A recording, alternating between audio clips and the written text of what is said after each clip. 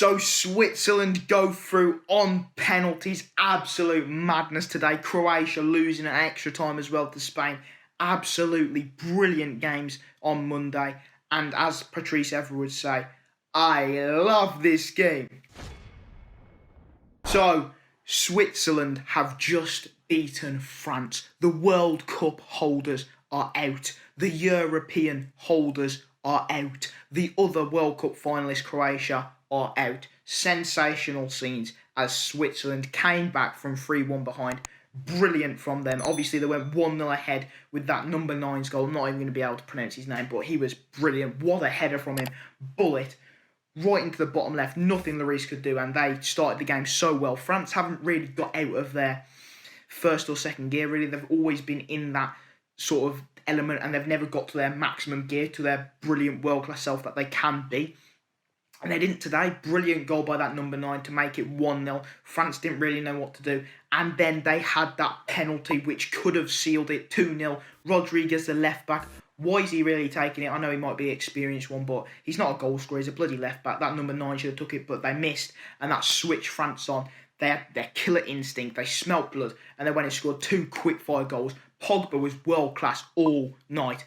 Scored his penalty in the end, but brilliant passes all round. But the first goal was by Karim Benzema. What a finish.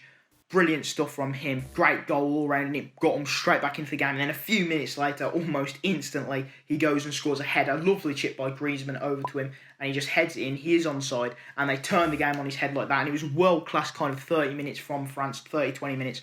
And that brought them back into the game. Their quality shone, and you thought, you know what, they're in the driver's seat now. They'll just see this game. They might score an extra one, and they'll be all home and cosy, if that is even the phrase. But Pogba, yeah, world-class all night, pinging the balls. The one person who stands out, who will be the main man who's picked out for France, is Mbappe. He had a poor game all night, including up to the penalties. He was just horrific. He might have played a part in the goal, that little flick that he did, which was brilliant. But apart from that, his finishing, everything was disgusting. It was absolutely horrible. And he's been compared to Messi, Ronaldo, the next coming.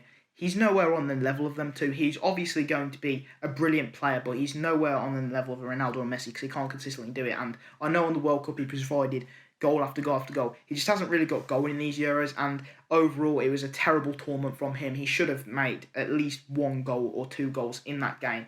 He had that perfect opportunity where he let it roll onto his left, which was terrible.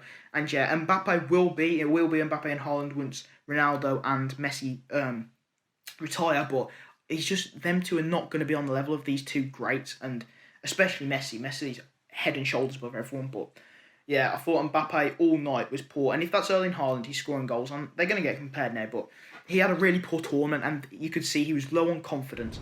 And even though there was 3-1 ahead, Switzerland kept on going. Absolute brilliant machines. Xhaka turned into an animal after the 60th minute, spraying balls left, right and centre. It was him and Pogba in the centre of midfield, having an absolute world-class performance by both of them. Brilliant. And the second goal came from Switzerland. I think we'll see about the 80th minute. Great crossing by Mbappe, who came on. The pace from him, the crossing ability was fantastic. Another brilliant header. The pace of the ball helped the number 9 header it in.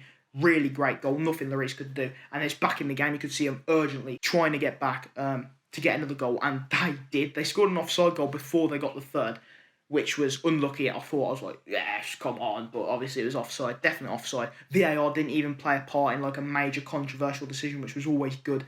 And in the end, it was decided by a brilliant through ball by Xhaka. He looked in the middle of the park, played that ball, cut Kimpembe and Varane apart, and that number 14, I think it was, or 19, that was it. He shot, brilliant effort, bottom left, fantastic goal, and you could just see the celebrations, ecstatic, and it took it to extra time. I thought France's setup and formation in the first half was terrible. I don't know why he went 5 at the back, maybe because he had injury. Yeah, he does have that left back injury, but playing long guy, Barcelona's defence, I'm not going to lie, in terms of a top club, it's one of the worst. They have Piqué, who's their best centre-back, who's about 34 years old. Then they have Longley, who's terrible. He's like a B-Tech Phil Jones. He's as bad as him.